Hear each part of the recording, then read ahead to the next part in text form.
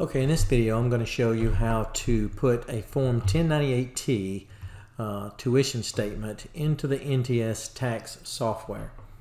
So when you get your client brings you this form, a lot of times there'll be an amount in box 1 and there'll be an amount in box 5. It's going to ask you some questions about box 7. So just keep this in front of you when you're filling out your 1098-T in the software. But what you need to know that's important is when it asks for your expenses, you need to subtract out whatever's in this box, box 5, from box 1, because this is what you've paid. This is what was paid on your behalf. So you don't get to count what's paid on your behalf as a qualified expense. So let's go take a look at the software. So when you're in the software, usually you can go from any screen in the summary section is usually where you're going to be. Just type in the form finder, the 1098-T, and it'll take you right to filling out that portion. It does give you a reminder to make sure you have all of your income and adjustments already listed before you go try to do the credit, so it can properly give you the credit. So you just want to say yes. And it's going to ask you who the eligible student is, whether it is the taxpayer or their dependent. Then hit continue, and then you want to answer these 4 questions. First question is, has the Hope Scholarship Credit or American Opportunity Credit already been claimed on 4 prior tax returns? So if they're within their 4 years, you want to select no. Was the student enrolled at least half-time? That is a box that's listed on here as well, and that's right there.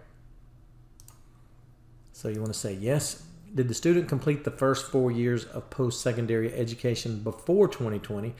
And that's a no answer if you're trying to get them the American Opportunity Credit.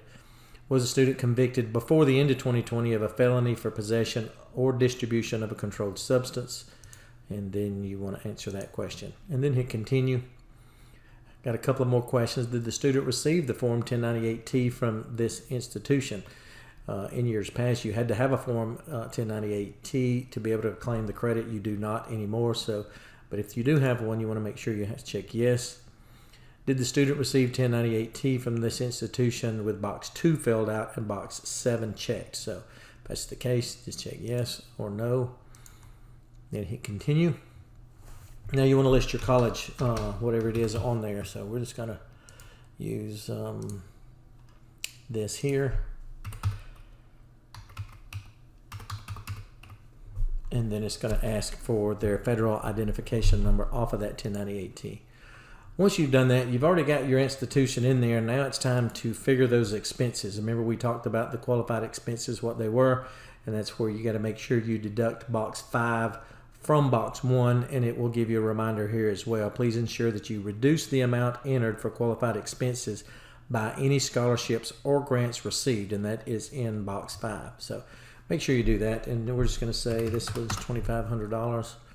Hit the continue, and it's going to tell you at this point, based on the information you've entered, we've determined you qualify for the American Opportunity Credit, and then you'll notice that their refund will change a little bit. It should go up from what it was earlier.